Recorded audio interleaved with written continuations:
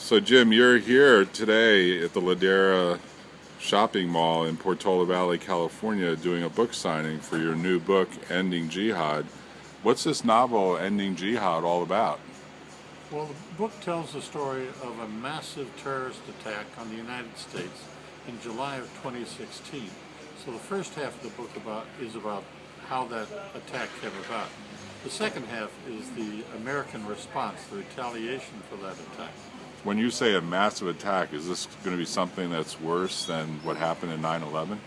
Yes. In 9/11, the attack was focused on several buildings on the East Coast and killed about 3,000 people. This attack was intended to destroy the economy of the United States and, if possible, kill millions of people. So now you've mentioned this is a book. Is it fictional or non-fictional, or how'd you write it? It's a fiction book. I assume the United States is going to suffer another terrorist attack, and so I set out to describe how that might occur, and then what the American response might be, which is a serious matter in itself. So how's this different from all the other novels that have been written about terrorism? Well, other novels tend to tell about a series of events. This gets into the motivations of why the Muslim terrorists would attack us at all. We tend to, in our press, hear about just religious fanatics who are trying to martyr their way into paradise. This gets into the other causes of reasons that Muslims have to hate the United States enough to the point where they wish to attack us. Now, how realistic are the events that you describe in the book? Are they really possible? Very possible. Why do you say that? Well, the technology is out there. The United States is very vulnerable to attack. There are people out there who have reasons to do it.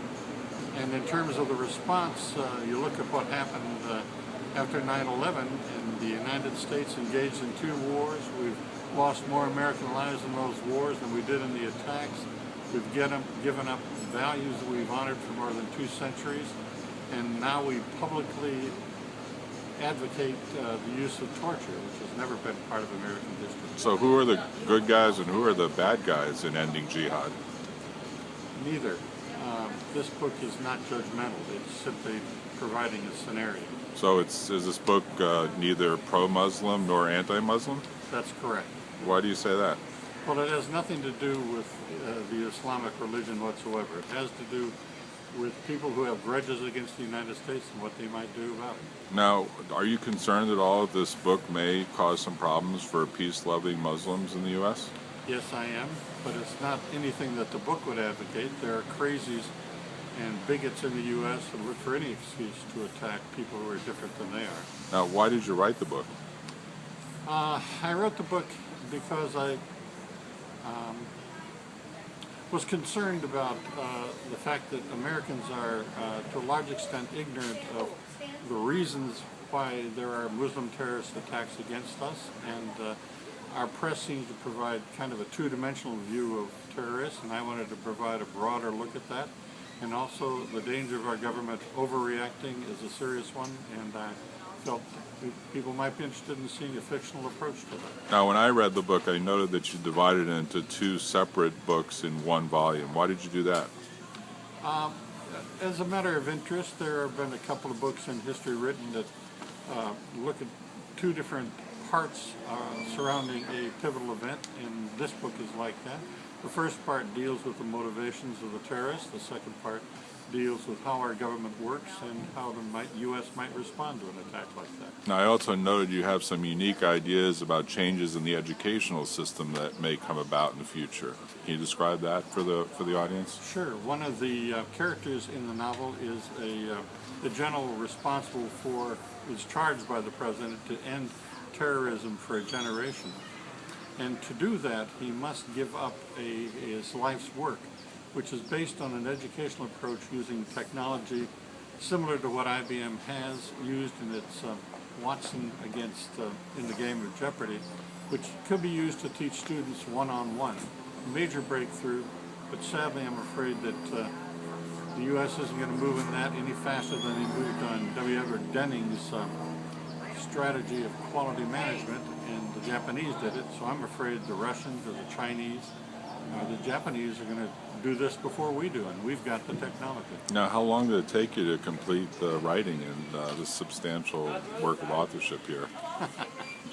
3 years and 50 more. Now, I noticed, I was wondering, when you started, did you look like the man on the picture that's on the back cover of the book? And was it really 3 calendar years? No, that's a product of my wife's sense of humor. That's what I looked like 40 years ago. Okay, and how long have you been married? 53. Well, congratulations, sir. We enjoyed reading your book, and hopefully your audience will pick up a copy. I highly recommend it. I think it's a great book and one that deserves to be distributed widely. It is available on Amazon.com and is also available from Portola Valley Publishing Company, which can be directly contacted at what number? 650-965-9700. My email address is james_Briggs@comcast.net. Now, do you also have a website that describes any of the work that you're doing on an ongoing basis since publishing the book? Yes, there's a website that's called www.endingjihad.com. The education theory is at a website called www.periodeducation.com. Well, thanks, James, for coming today, and we appreciate you giving your time. I think this audience will enjoy watching this video as well as reading the book, and I highly recommend it. From your lips to the ears of God. Thank you.